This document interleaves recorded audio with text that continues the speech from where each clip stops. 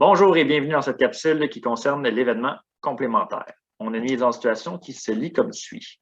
Georges range tous ses bas dans le même tiroir. Son tiroir contient 14 bas noirs, 10 bas blancs et 6 bas gris. Ce matin, il décide de prendre 2 bas dans son tiroir sans regarder. On s'intéresse à l'événement A, prendre 2 bas de la même couleur. Et on nous demande à la question A, quelle est la probabilité de l'événement A? Ici, on va devoir considérer 3 cas. On peut soit piger 2 bas noirs, piger 2 bas blancs ou piger 2 bas gris parmi les 6 qu'on a. Comme on l'a fait précédemment, on va aller calculer la probabilité de chacun de ces cas-là avant de les additionner. En premier lieu, on va calculer la probabilité d'avoir noir suivi de noir, NN. La probabilité ensuite d'avoir blanc suivi de blanc, BB. Et la probabilité d'avoir gris suivi de gris, G. Encore une fois, on l'a fait précédemment, on va calculer la probabilité d'avoir le premier noir suivi du deuxième noir, mais pour faire ça, ça va me prendre la quantité de bas au total. On a 14 bas noirs, 10 bas blancs et 6 bas gris pour un total de 30 bas. La probabilité de piger un bas noir au premier tirage, c'est 14 sur 30. Comme c'est une expérience qui est sans remise, on ne remet pas le bas dans le tiroir, on va devoir enlever 1 au dénominateur. Et comme c'est un bas noir qui a été choisi, on a 13 bas noirs qui restent. 14 fois 13 va nous donner 182. Et 30 fois 29, 870. Comme on l'a vu précédemment, c'est un peu, c'est pas inutile, mais on ne va pas réduire tout de suite la fraction, on va attendre à la fin, puisqu'on doit additionner les résultats qui vont être sur le même dénominateur. Maintenant, la probabilité d'avoir blanc suivi de blanc.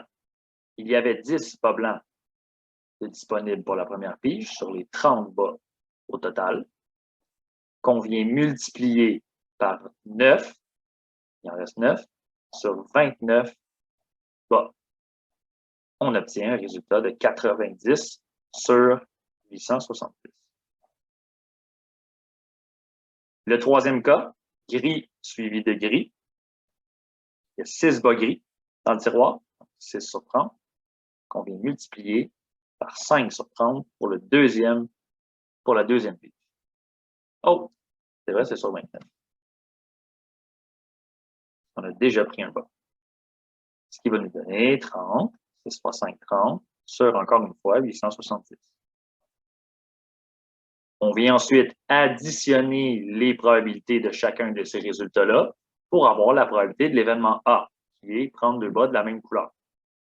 182 sur 870, plus 90 sur 870, plus 30 sur 870.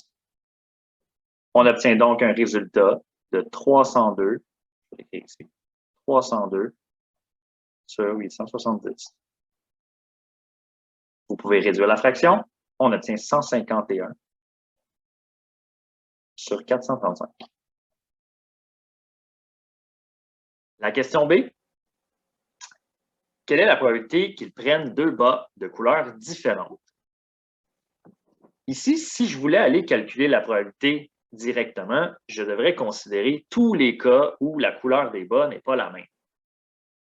Par contre, j'ai déjà calculé la probabilité d'avoir 2 bas de la même couleur. Si vous prenez 2 bas dans un tiroir, mais soit ils sont de la même couleur, soit ils sont de couleurs différentes. C'est un ou c'est l'autre. Lorsque cette situation arrive, on appelle ça des événements qui sont complémentaires.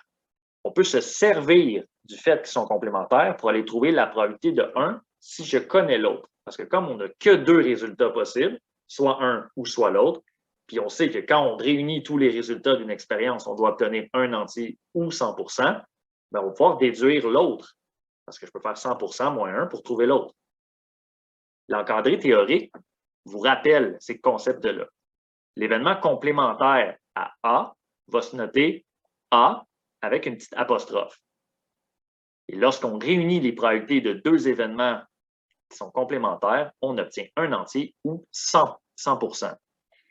Ici, c'est la stratégie qu'on va appliquer. Prendre deux bas de la même couleur, bien, on l'a calculé à la lettre A, on obtient 151 sur 435. 151 sur 435. On a déjà fait le calcul. L'événement complémentaire à A, noté A avec un petit apostrophe, A', ça serait ne pas prendre deux bas de la même couleur, qu'on peut traduire par prendre deux bas de couleurs différentes. Prendre deux bas de couleurs différentes.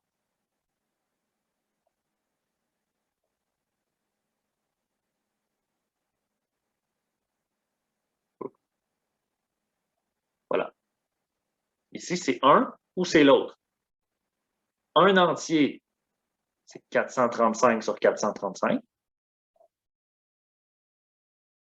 auquel je vais enlever la probabilité de l'événement A, qui était choisir deux bas de la même couleur, qui était de 151 sur 435. En faisant le calcul, je vais obtenir la probabilité de l'événement complémentaire, prendre deux bas de couleurs différentes. J'obtiens 284 sur 435. C'est déjà la fraction réduite.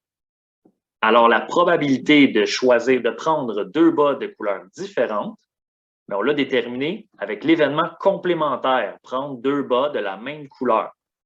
Comme c'était un ou l'autre, et qu'on sait que les deux réunis vont faire 100% des chances ou un entier, et que j'avais déjà déterminé une des deux probabilités, mais je suis allé chercher directement la probabilité de l'événement prendre deux bas de couleurs différentes. On va pouvoir utiliser cette stratégie-là lorsque c'est nécessaire de le faire parce qu'il y a trop de cas à calculer et qu'on est capable d'utiliser cette stratégie-là pour nous sauver du temps. Voilà, c'est ce qui met fin à la capsule.